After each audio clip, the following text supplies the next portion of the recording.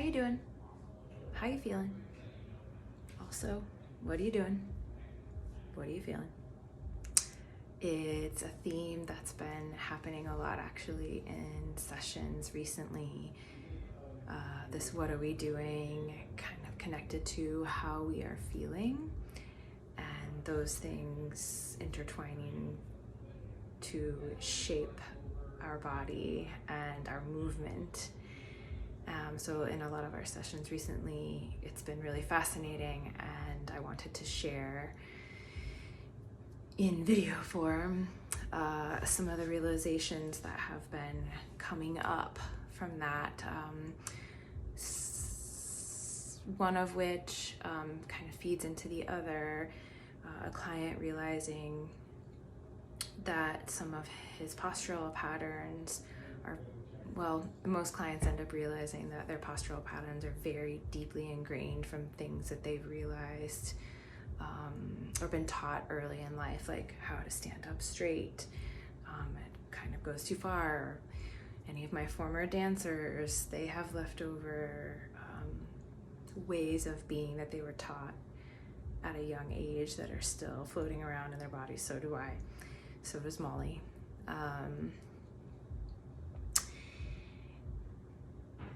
But what it's turning into is, for him anyway, is this realization that a holding pattern is becoming really, he feels like he's almost in a fight with it. And we see that a lot from our clients.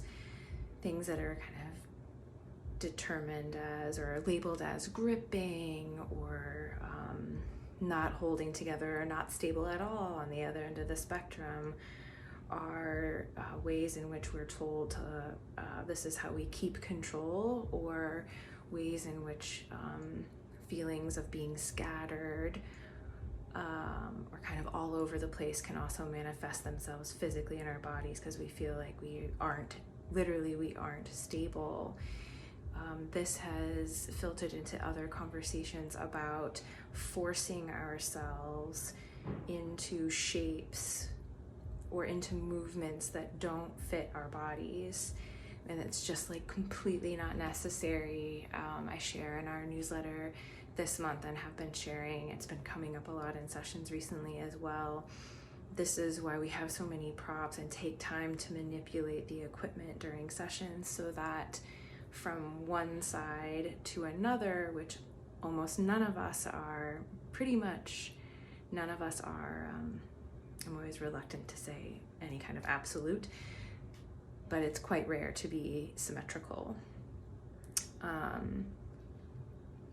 So from one side to another, an exercise is going to likely feel different, but the machine doesn't change, the equipment doesn't change when you flip around. So if your body fits on the equipment in one variation of the exercise and you turn around to do the other side, if your other side is different, the equipment is going to feel different on your body.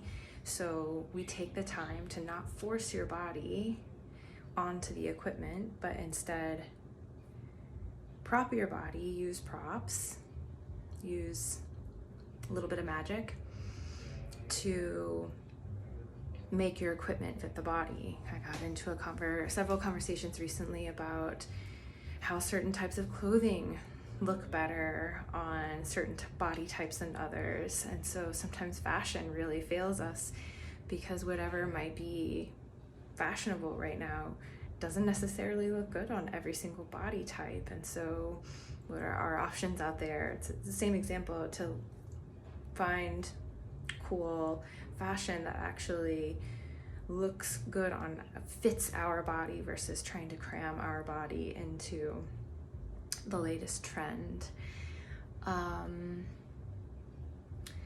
What I want to send away as the bigger takeaway here is gentleness as a quality of movement and a quality of productivity that's just a different kind of strength, a different kind of power.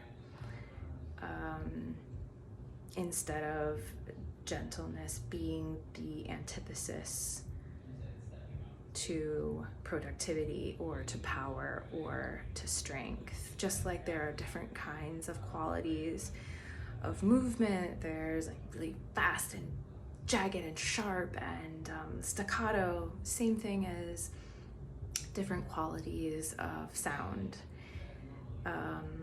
There's different qualities of movement and strength, and just because you might use the adjective slow or gentle or soft, it does not mean it lacks power, does not mean that it lacks strength, it does not mean that it's not productive or valuable in some way.